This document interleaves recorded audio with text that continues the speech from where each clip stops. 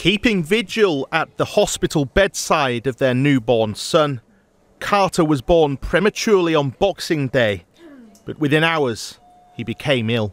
When you have a conversation in here with the consultants and they're telling you that it's 3 cardiac arrests and it doesn't register.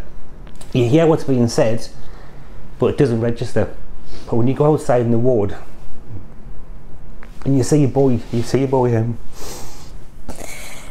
I think it's just, you just think we've been tested so much, you can't possibly do this to people.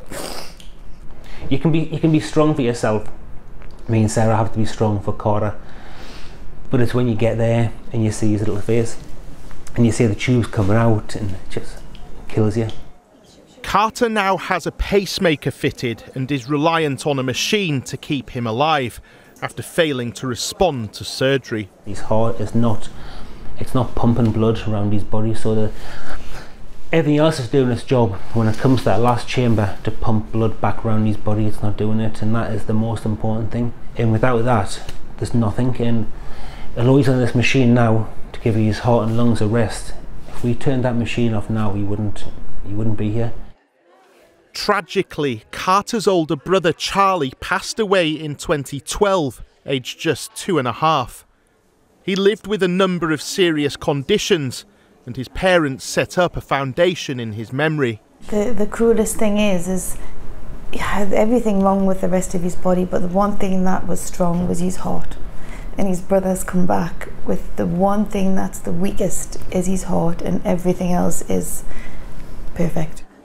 Carter is hooked up to the ECMO machine, which pumps blood around his body, but one of his consultants says this also carries with it dangers. With all the gadgets that's connected to the body, the chances of infection, of forming clots in the circuit which is providing the support, are quite high. So on a day-to-day basis, you have to make sure that no clots are formed in the circuit is free of infection. Carter's parents have moved into the Freeman Hospital and will stay by their son's side. All they want for him now is a heart transplant.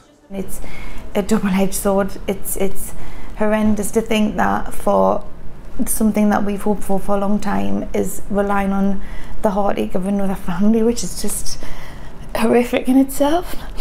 I hope somebody's watching this and can give the greatest sacrifice. If I've saved Carter's life, you know, I'd never be able to thank him enough, you know, and that's just, I can't even put into words what it would mean.